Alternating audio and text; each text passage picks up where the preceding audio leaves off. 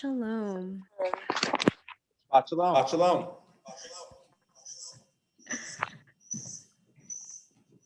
So, while I'm actually giving this devar, I welcome you to write in the chat anything that you think of, even while I'm speaking, that brings you light, even these days. We're just finishing the month of Adar, so we've been very happy in this month of joy, and we begin our beginning of spring. And I know I'm definitely excited to see more sunlight out and about, a little less cold, and really just excited as we find ourselves in a different place than we were from 1 year ago. So I want to start by sharing a story with you about my introduction to the Ner Tamid, which is what we encounter during this Torah portion, Tetzaveh. The first time I ever learned about the Ner Tamid, I was sitting in the pews of my synagogue, listening to our rabbi teach us about the concept of an everlasting flame, a metaphor for Jewish resilience and our faith in God. And even as a child, I was a pragmatist. Some would say maybe a fatalist. So I remember thinking, this is so dangerous. How can you have a flame in the hours of the night burning, hanging above the Ark of Torah made out of wood? And you could see the ventilation system in the synagogue blowing so that just a little the flame would go from side to side like a pendulum. And I was that student. I raised my hand and I asked the rabbi, this is actually my worst nightmare now. So I was that student. I said, aren't you worried about the Ner Tamid creating a fire?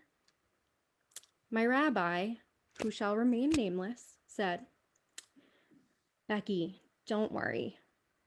This flame is special. It's a flame of God. Nothing like that will ever happen because the Ner Tamid is so special.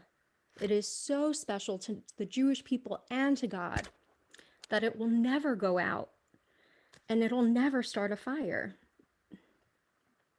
As soon as he said that, our trusted handyman, with a ladder balanced on his shoulder, perched himself right below our Ner Tamid in the shul, in the sanctuary, the one that we were learning about. And just like that, he opened the ladder, climbed up to the very top, removed the beautiful stained glass cover, and revealed what was under it. Sorry for interrupting, he said. Within a matter of seconds, the flickering that I saw, which I thought was just a moving flame, was no more.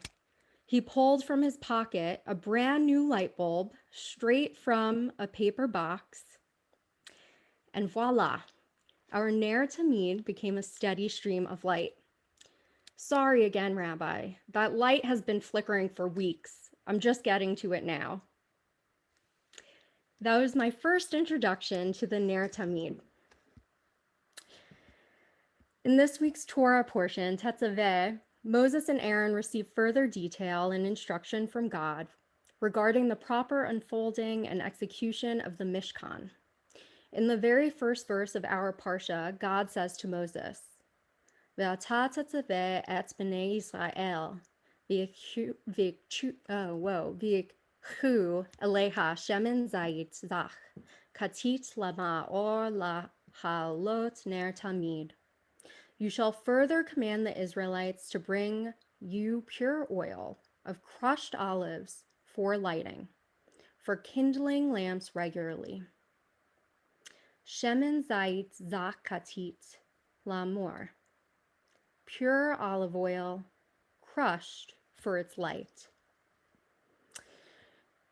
The Talmud notes that just as olive oil yields oil to light when it is pounded, so are man's greatest potentials realized only under the pressure of adversity. As we read this Parsha, it may dawn on you, as it does with me, that we have approached the anniversary of the beginning of a new period in our communal and individual lives. Around this time last year, unaware of the extreme adversity that we were to face, we prepared for what was to be a 2-week lockdown and a prompt return to normalcy. Here we are 1 year later, and we're marking an anniversary of a different kind. Somehow we have managed, by miracle maybe, to keep our Ner Tamid, to keep our light aflame, to keep reuniting for services every Shabbat, every Friday night, and every Saturday morning. We know that work has been tiresome, and sustaining that light and maintaining the purity of hope in this year of darkness has not been an easy fix, like simply replacing a light bulb. We have worked to create and sustain the oil that has kept the light aflame. And there are parts of us that may feel crushed from that experience. There are parts of myself that feel crushed from that experience. And faith, the reminder of our Ner Tamid and the light in the middle of this darkness, is what has kept us going. That light is represented by all of the boxes we see here on this Zoom screen, all of these faces. And it is in our hope that we sustain by swaying back and forth, still singing and clapping to our wonderful melodies. For your benefit, you don't hear me sing anymore because I'm muted. And so that should be a light, I think, for our Temple Emanu-El community. But I also want to provide you with a story that might give you light. It certainly did give me light when I realized about the impact of Judaism in a place in Spain where I am now that has experienced the expulsion and inquisition of Jews. Rashi, the 11th century French commentator, defined pure olive oil as that being completely free of residues. Katit, meaning beaten or crushed, he said, requires that an olive oil be pounded by hand by mortar and pestle. This is in contrast to the easier practice of grinding olives in a big mill, and it's really a process when you do that in a mill that creates residue. Rashi and other commentators, they write about this and the importance of grinding, crushing these olives by mortar and pestle at extreme length. Lucky for me, I am situated in a country famous for its olive oil.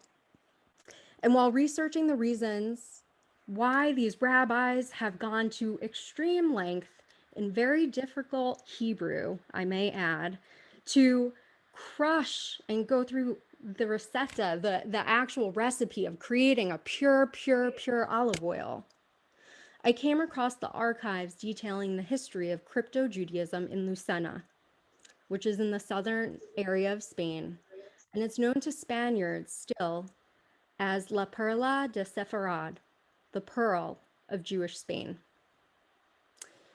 It was once a literary, religious, and cultural hub to our beloved teachers, with a Talmudic academy that attracted people from northern Africa and the Middle East.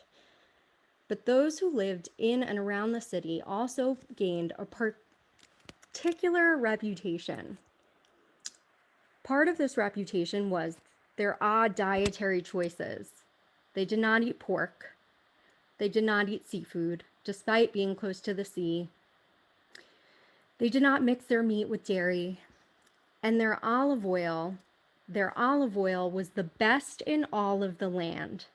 For some reason, the people who lived in Lucena, just around the Talmudic Academy, where Moises Maimonides went to, and a lot of our wonderful rabbis whose Hebrew still confounds me to this day, some reason their olive oil was the best. It was known for being the purest, the cleanest, and also that with the best texture in the entire Iberian Peninsula. Diaries were written about how wonderful this olive oil tastes, how its texture was so smooth. And recipes detail how if you wanted to make a special dish, You needed to go to Lucena just to get this olive oil. At present moment, it is actually the only kosher olive oil in all of Spain. I find that to be of no coincidence because when you further do research into the olive pressing in Lucena and you expose why this is so pure, even the smallest amount of residue, they say, will lead to intended consequences.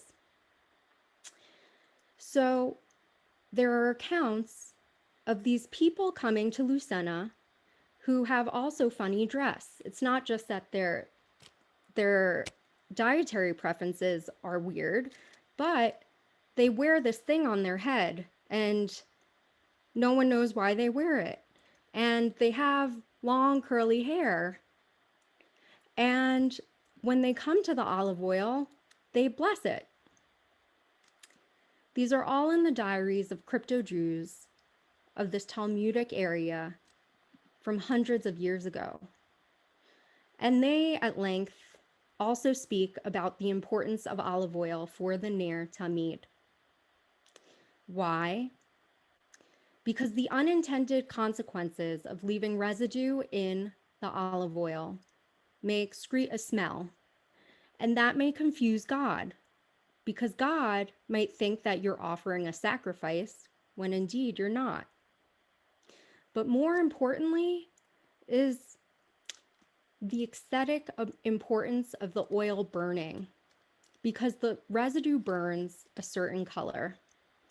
It consequentially yields a flame that not burns clear and bright so that God can see its light, but instead a flame that yields black smoke, smoke that creates darkness, instead of a flame that dispels light.